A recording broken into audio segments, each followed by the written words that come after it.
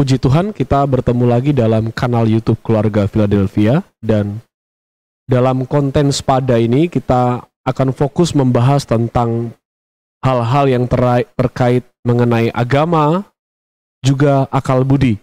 Pada sesi yang kedua atau pertemuan yang kedua, kita sudah membahas mengenai keadaan kekristenan masa kini, di mana neraca A yang ada di hadapan saudara itu berbicara tentang apa yang dipikirkan oleh orang-orang Kristen itu lebih banyak berorientasi pada hal-hal yang tidak berkaitan dengan iman mereka, ya. Sehingga otak besar itu berbicara soal apa yang hal biasa yang menjadi sering dipikirkan daripada yang otak kecil itu menggambarkan apa yang harusnya dipikirkan, hal penting, tetapi justru tidak dipikirkan. Ini menunjukkan adanya ketimpangan di dalam diri orang Kristen pada masa kini. Orang-orang Kristen mulai berorientasi untuk memikirkan hal-hal yang duniawi atau hal-hal yang tidak mengaitkan semuanya dengan iman mereka untuk kemuliaan Tuhan. Baik itu pekerjaan, prestasi. Kita sudah bahas kemarin ya, kita sudah belajar pada pertemuan yang kedua. Kemudian segala hal yang tidak terkait dengan iman mereka itu lebih banyak dipikirkan porsinya dalam otak mereka daripada hal-hal yang terkait sama iman mereka, dengan iman mereka, dengan penyembahan mereka. Padahal memikirkan hal-hal tentang iman, ya, mengaitkan segala sesuatu dalam kehidupan kita untuk kemuliaan Tuhan, itu adalah suatu penyembahan. Penyembahan yang kita bisa berikan kepada Tuhan, mengasihi Tuhan dengan segenap akal budi kita. Tetapi sayangnya kita hanya dalam tanda kutip mengasihi Tuhan itu dengan hati saja atau dengan kekuatan, tetapi tidak dengan segenap akal budi, karena akal budi kita pakai untuk memikirkan hal-hal seperti gimana ya dapat pemasukan lebih banyak, gimana ya bisa ngajarin anak, gimana bisa merencanakan sesuatu ke depan, dan tidak ada kaitannya sama iman mereka dengan iman mereka kepada Kristus. Itu ketimpangan, ada ketimpangan dalam diri orang Kristen, itu neraca A. Sedangkan neraca B itu berbicara tentang kebutuhan untuk menjawab. Jadi begini, hidup di dalam negara yang minoritas Kristen, kita berada dalam posisi seharusnya itu menjadi sorotan dari banyak orang yang ada di sekitar kita yang bukan pengikut Kristus, ya. Dan sorotan itu seringkali menghadirkan pertanyaan-pertanyaan dari mereka tentang iman kita. Nah, neraca B itu menunjukkan bahwa kemampuan kita untuk menjawab pertanyaan-pertanyaan itu tidak lebih berat, tidak lebih baik dibanding kebutuhan kita menjawab pertanyaan-pertanyaan itu, ya. Kebutuhannya banyak karena kita mendapatkan banyak pertanyaan dari orang-orang di sekitar, entahkah teman-teman kita yang di luar Kristus, entahkah keluarga kita, mereka bertanya tentang iman kita. Kebutuhan untuk menjawab itu banyak, ya. Pertanyaan-pertanyaan itu banyak masuk, tetapi tidak dibarengi dengan kemampuan kita untuk menjawab pertanyaan itu dengan benar. Tidak dibarengi dengan mempertanggungjawabkan iman kita di hadapan para penanya-penanya tersebut. Dan ada korelasi antara neraca A dan neraca B, di mana ketika orang di neraca A, ya, ini menunjukkan bahwa orang-orang lebih berpikir hal-hal yang materialistik, hal-hal yang duniawi. Porsi di otak mereka itu lebih banyak diberikan untuk memikirkan hal-hal yang tidak ada kaitannya dengan memuliakan Tuhan, tidak ada kaitannya dengan pekerjaan Tuhan, tidak ada kaitannya dengan pelayanan gerejawi, dan lain sebagainya.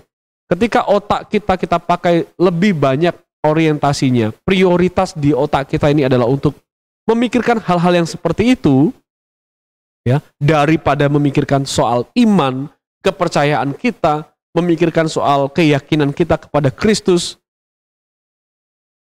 itu akan menghasilkan ketidakmampuan kita menjawab pertanyaan-pertanyaan tentang iman. Itu sudah pasti, saudara. Secara logis sudah pasti. Karena kita tidak pakai otak kita untuk lebih banyak berpikir soal iman, maka otak kita juga seharusnya tidak akan mampu menjawab pertanyaan-pertanyaan soal iman. Contohnya, orang yang menggunakan otaknya itu sepenuh waktunya untuk pekerjaan tertentu ya, di bidang A misalnya.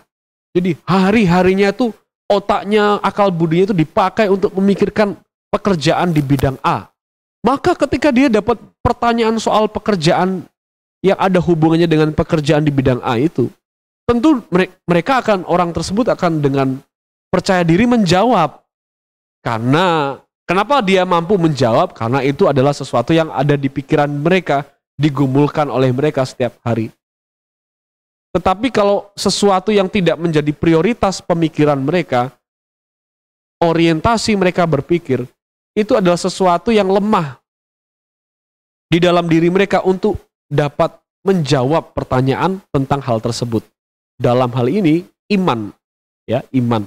Itu sebabnya keadaan kekristenan masa kini yang pertama itu ada ketimpangan, ketidakseimbangan antara apa yang seharusnya dipikirkan dengan apa yang tidak perlu terlalu dipikirkan lebih khusus, lebih spesifik, lebih serius.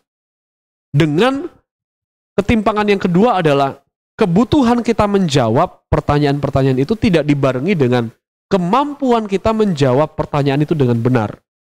Ya, maka kondisi kekristenan masa kini, entahkah itu kawula muda, anak-anak maupun orang dewasa, ada ketimpangan. Ya, ada ketimpangan di situ. Kemudian yang kedua ada serangan. Kondisi kekristenan masa kini, keadaan kekristenan masa kini itu ada serangan. Serangan-serangan yang datang dari spirit-spirit postmodernisme, spirit-spirit sekularisme, spirit-spirit pluralisme, ya. Itu tentu menyerang, apalagi orang-orang yang ngaku-ngaku open-minded, itu akan menyerang dua hal yang krusial di dalam iman keagamaan secara umum maupun iman Kristen secara khusus. Apa yang diserang dari orang-orang yang seperti ini? Agamanya, ya. Jadi ada serangan terhadap keagamaan kita, di mana keagamaan itu berkaitan dengan kitab sucinya dan institusinya. Kemudian ada serangan terhadap sikap eksklusif dari orang-orang yang beriman, bertuhan, beragama. Serangan-serangan ini datang dari berbagai macam arah.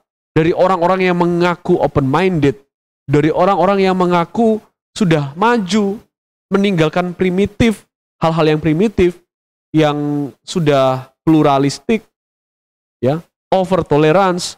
Nah, orang-orang seperti ini akan menyerang orang-orang yang masih memegang sikap eksklusif terkait imannya. Contohnya ya, klaim iman Kristen satu-satunya kebenaran itu disalahkan oleh pemikiran zaman sekarang. Itu sudah tidak berlaku lagi. Klaim-klaim bahwa iman Kristen itu, iman kepada Kristus adalah satu-satunya kebenaran. Itu salah. Iman Kristen atau iman kepada Kristus, ya lebih tepatnya, klaim iman kepada Kristus adalah satu-satunya kebenaran. Nah, klaim ini diserang. Itu kan sikap eksklusif ya, itu diserang, itu dipersalahkan. Kemudian semua agama menyembah Tuhan yang sama. Itu argumen-argumen yang mulai dibangun di era-era seperti ini. Semua agama itu menyembah Tuhan yang sama. Semua agama itu bisa menyelamatkan manusia. Setiap agama itu menyebut Tuhan yang satu dengan beragam nama. Seringkali kan kita mendengar argumen-argumen yang seperti ini bahwa setiap agama menyembah Tuhan dengan nama yang berbeda, tetapi merujuk pada pribadi yang sama. Itu anggapan dari spirit postmodernisme, pluralisme, toleransi yang berlebihan, dan lain sebagainya. Itu akan kita lihat apakah klaim-klaim ini dapat dipertanggungjawabkan validitasnya, kebenarannya dari konten-konten pada berikutnya ya. Setia ke gereja itu naif. Kamu cuma buang-buang waktu saja, kamu dimanfaatin sama orang-orang gerejanya. Orang-orang yang masih memegang sikap eksklusif inilah yang diserang. Ada serangan-serangan, baik itu terhadap kitab suci dan institusi, juga terhadap sikap eksklusif dari orang-orang yang beragama tadi. Ada sebuah semacam tendensi untuk mengangkat orang-orang yang masih memegang sikap eksklusif itu dari sumur yang diangkat ke permukaan untuk hidup bersama-sama sebagai orang yang beragama dengan orang-orang dari agama lain. Dengan anggapan bahwa kita tidak boleh mengatakan iman yang ada di luar keyakinan kita itu salah. Ya. Ini pemaksaan-pemaksaan yang sudah menjadi hal yang umum terjadi di kekristenan masa kini. Ya, jadi itu sebabnya kita harus berpikir bahwa ini adalah sebuah serangan. Ya, pemikiran kita terhadap hal ini adalah serangan. Itu membuat kita dapat berpikir ada hal yang harus kita pertahankan. Ya. Kemudian hambatannya adalah sikap pemuda. Sikap pemuda zaman sekarang yang terima kasih.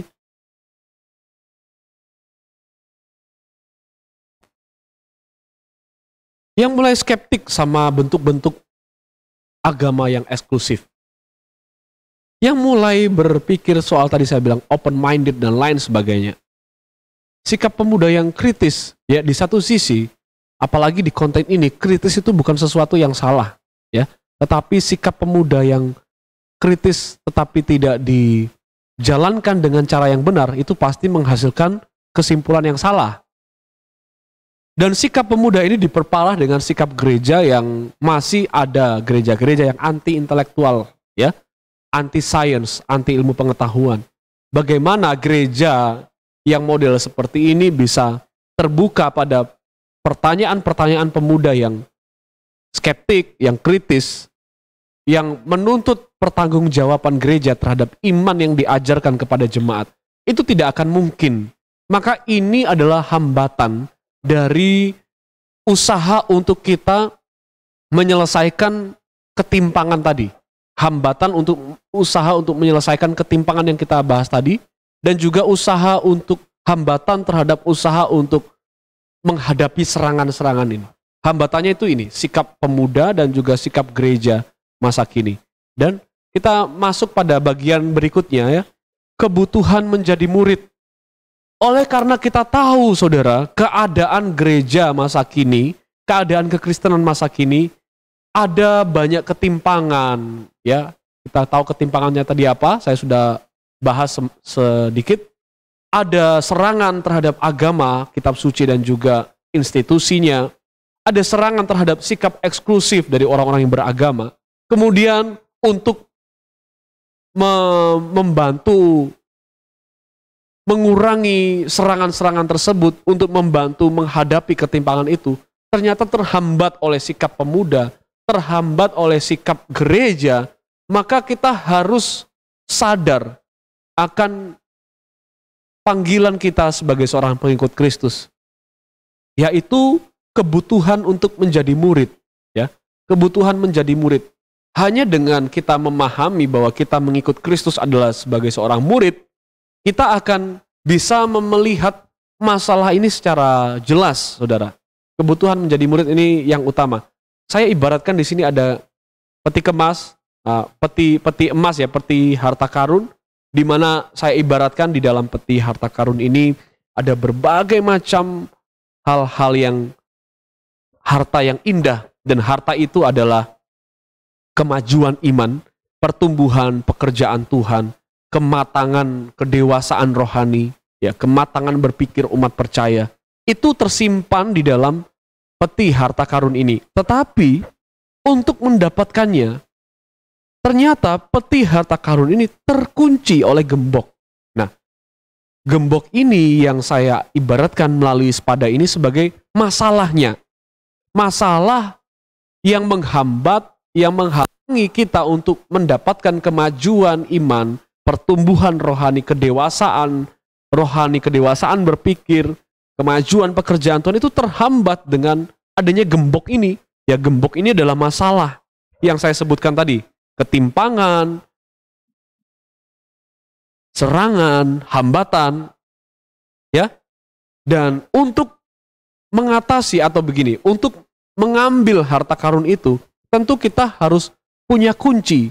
Kunci ini yang saya sebut sebagai solusi ya. Solusi dari apa yang harus kita lakukan untuk menghadapi masalah. Dari yang saya sudah beritakan di awal tadi.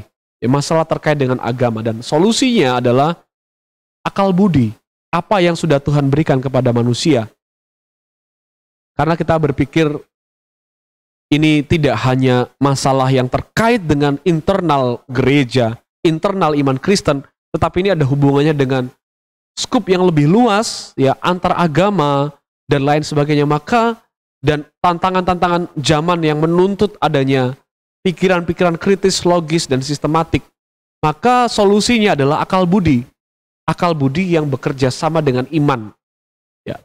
Akal budi inilah yang bisa kita pakai untuk menghadapi permasalahan dalam konteks agama yang saya sebutkan tadi. Ya. Akal budi adalah kunci untuk kita belajar, memahami, mengorek-ngorek masalah yang ada, memahami, melakukan pendekatan-pendekatan terhadap masalah tersebut, kemudian kita breakdown, kita lihat satu persatu dengan akal budi kita, dan ketika kita sudah memahami masalah-masalah dalam keagamaan kita, gereja kita, kekristenan kita, maka kita mulai tahu cara untuk mengatasinya, saudara ya.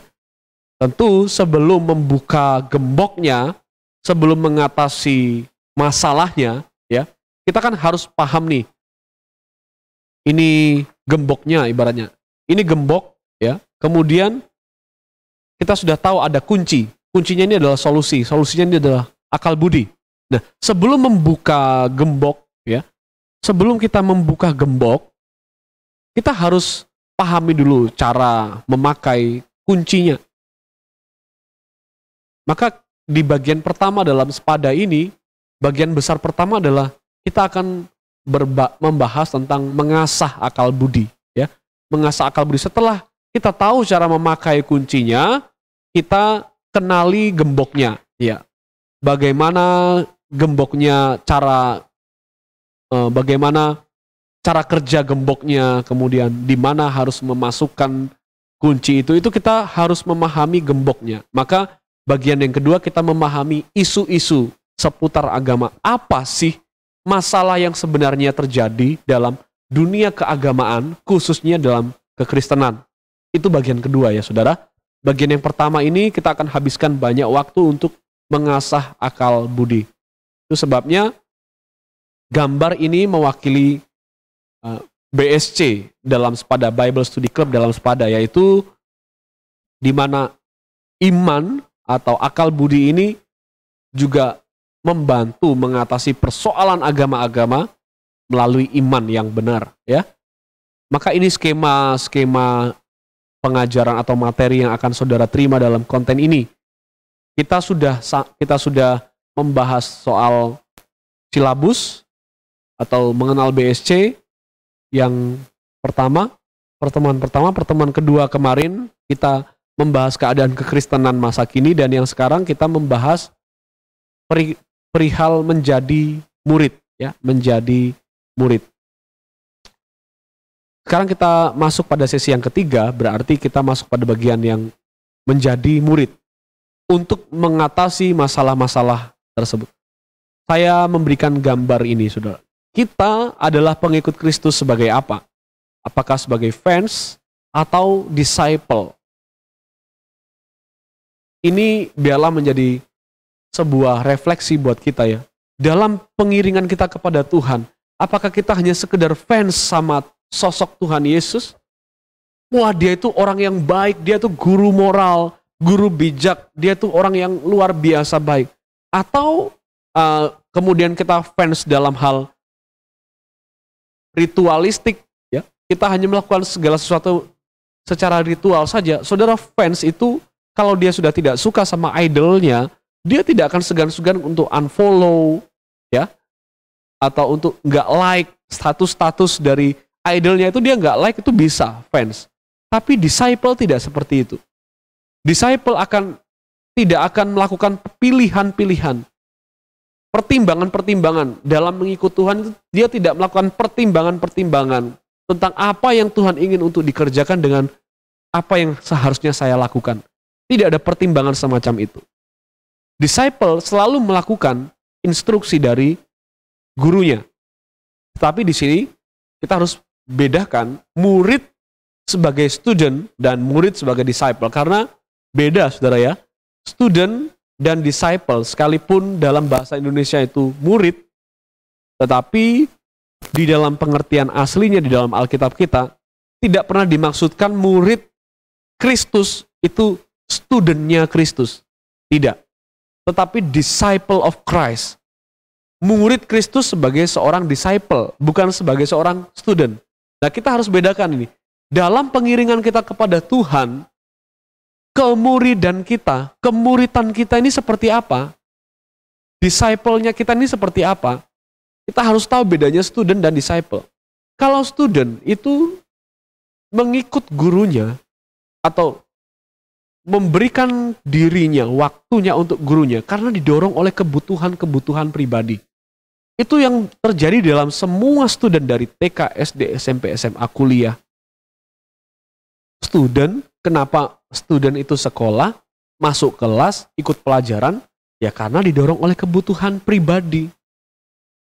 Karena dia harus melalui fase menjadi seorang siswa supaya dia bisa lulus, supaya dia bisa dapatkan sesuatu, supaya dia bisa bekerja. Ya, jadi dia memutuskan untuk jadi siswa atau disuruh orang tuanya jadi siswa sekolah karena didorong oleh kebutuhan pribadi. Tidak sama halnya dengan disciple. Seorang disciple menghambakan diri kepada seorang guru karena kekagumannya terhadap pribadi gurunya. Bukan karena kebutuhan.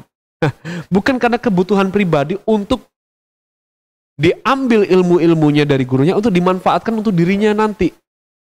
Karena disciple itu kan, student itu ada batasan waktu. Kalau dia sudah selesai masanya, dia akan lulus, dia akan pakai ilmu-ilmunya, kemudian dia akan mendapatkan apa yang diinginkan. Ya, maka student itu didorong oleh kebutuhan, sedangkan disciple didorong oleh kekaguman.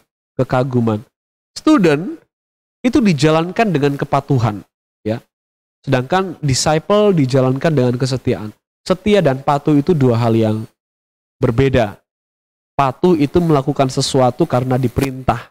Ya, seorang murid akan melakukan apapun sebagai seorang student karena diperintah oleh gurunya.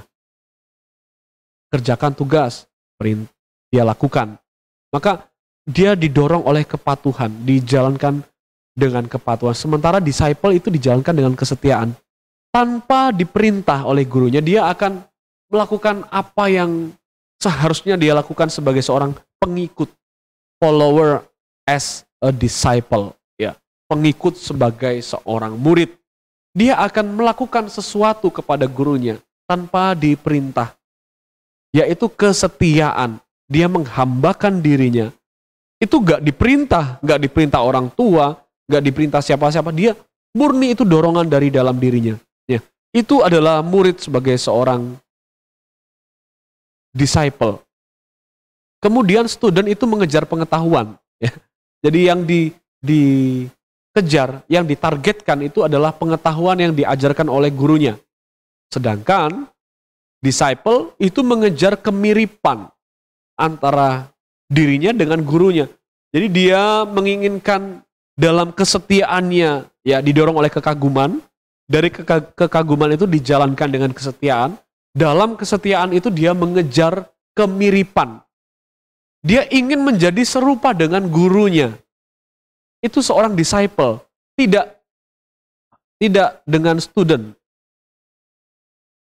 Tetapi disciple mengejar kemiripan dengan gurunya. Meneladani tingkah lakunya, meneladani karakternya. Itu seorang disciple. Tetapi kalau student kan hanya pengetahuan. Apa yang disampaikan gurunya sebagai seorang guru yang memiliki pengetahuan, itu yang dikejar. Pengetahuan itu bukan pribadi gurunya, tetapi disciple lain. Dia ingin karena dia kagum sama gurunya, dia kagum sama pribadi gurunya, makanya dia setia sama gurunya. Dia secara sukarela memberikan dirinya untuk ikut gurunya. Ya, karena dia mengejar kemiripan, maka dalam diri seorang disciple, ada perubahan karakter. Perubahannya bagaimana? Perubahan dari dia sebagai seorang murid yang dulu masih sama dengan karakternya, dalam pengejarannya kemiripan dengan gurunya, perlahan-lahan dia akan makin mirip sama gurunya. Dalam hal karakter, dalam hal tingkah laku, dalam hal perbuatan. Maka yang terjadi dari dalam diri student adalah dia hanya terampil secara teknis. Hanya berbicara soal keterampilan biasa, skill. Terampil secara teknis. Tetapi disciple lebih kepada perubahan karakter, ya. Karena di dalam karakter yang seperti ini, karena kita tidak memiliki karakter yang baik di hadapan Tuhan, maka kita didorong oleh Tuhan untuk menjadi seorang disciple dari Tuhan Yesus. Bukan studentnya Yesus, tapi disciple, murid dalam pengertian disciple. Yaitu kita melihat Kristus dengan kekaguman. Kita mendekati Kristus didorong oleh kekaguman, bukan oleh kebutuhan pribadi. Kita ikut Yesus bukan karena kita butuh ini, butuh ini, butuh ini, butuh ini, butuh ini. Tapi kita menghambakan diri pada Yesus karena kita kagum sama sosok Yesus. Dan kekaguman itu pasti akan mendorong kita untuk melakukan semuanya dengan setia. Dalam pengejaran kita untuk mirip sama guru kita, ya, karakter kita. Itu yang saya bisa bagikan buat kita, bahwa di dalam masalah dunia kekristenan masa kini, ada panggilan untuk kembali sadar bahwa kita mengikut Kristus bukan hanya sebagai seorang pengikut biasa, bukan hanya sebagai seorang fans, tetapi sebagai seorang murid. Tetapi ini pun murid dalam pengertian disciple, bukan murid dalam pengertian student, ya. Jadi kita harus tahu ada kebutuhan untuk menjadi seorang murid dari Kristus. Kebutuhan inilah yang akan menolong kita untuk mengatasi permasalahan-permasalahan ini dengan cara yang benar, ya. Demikian yang bisa saya bagikan dalam Spaza sesi yang ketiga. Kiranya kasih Kristus menyertai kita senantiasa. Amin.